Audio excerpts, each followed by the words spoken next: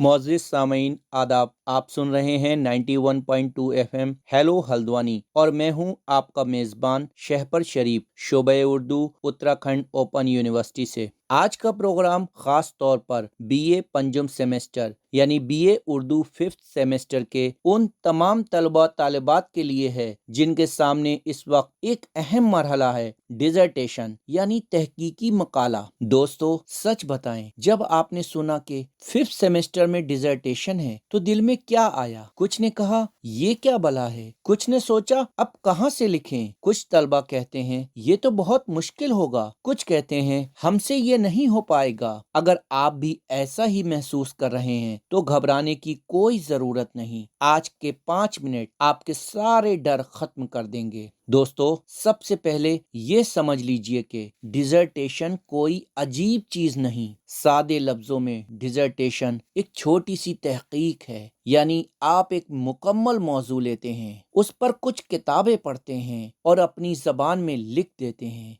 ना ये मुकाबले का इम्तिहान है और ना ही किसी को फेल करने का बहाना। यूनिवर्सिटी बस ये देखना चाहती है कि आपने उर्दू अदब को समझकर पढ़ा है या नहीं। अब सवाल ये है, डिजर्टेशन क्यों जरूरी है? इसलिए कि ये आप में 3 अच्छी आदतें पैदा करती है: गौर से पढ़ना, सोच कर लिखना, अपनी बात कहना। यही आदतें एमए व आगे की तालीम और मुकाबले के इम्तिहानात में आपके बहुत काम आती है। डिजर्टेशन का बुनियादी मकसद ये है कि तलबा महज दरसी किताबों तक महदूद न रहें, बल्कि तहकीकी बसीरत पैदा करें, तनकीदी शऊर हासिल करें और उर्दू अदब को समाजी और तहजीबी तनाजुर में समझें। समझिए, डिजर्टेशन आपकी तैयारी है अगले कदम के लिए। दोस्तों, डिजर्टेशन का सबसे नाजुक मरहला है मौजू का इंतखाब। मेरी एक सादा सी नसीहत है, जो मौजू आपको पसंद हो, जिस पर किताबें आसानी से मिल जाएं, जिसे आप खुद समझ सकें। मिसाल के तौर पर अगर आपको अफसाना पसंद है तो अफसाने ही पर लिखें, अगर शायरी अच्छी लगती है तो शायरी पर लिखें। ऐसा मौजू ना लीजिए जिसे समझने में ही 6 महीने लग जाएं। याद रखें, सादा मौजू कामयाब डिजर्टेशन। दोस्तों, डिजर्टेशन अकेले नहीं लिखी जाती, इसीलिए यूनिवर्सिटी ने आपके लिए सुपरवाइजर मुकर्रर किए हैं।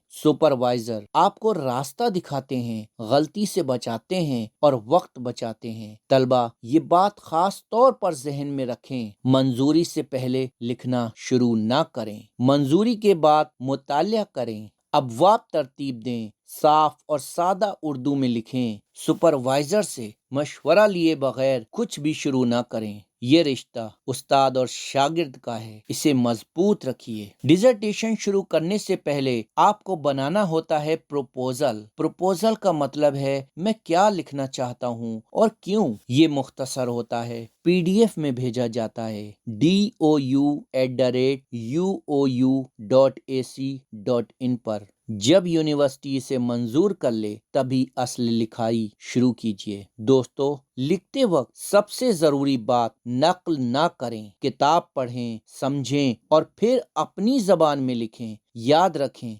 10% तक मुमासलत चल सकती है, लेकिन उससे ज्यादा नहीं। सच्ची मेहनत हमेशा रंग लाती है। डिजर्टेशन कुल 100 नंबरों की होती है। 70 नंबर तहरीरी काम, 30 नंबर वाइवा। वाइवे से घबराएं नहीं, वो आप ही की लिखी हुई डिजर्टेशन से पूछा जाता है। ये आप ही की लिखी हुई बातों पर होता है। आखिर में मैं बस इतना कहना चाहूंगा, डिजर्टेशन कोई बोझ नहीं बल्कि एक मौका है, सीखने का, समझने का, खुद को आजमाने का, अपनी पहचान बनाने का और उर्दू से मोहब्बत बढ़ाने का। मैं हूँ शहपर शरीफ और आप सुन रहे थे 91.2 FM रेडियो हेलो हल्द्वानी।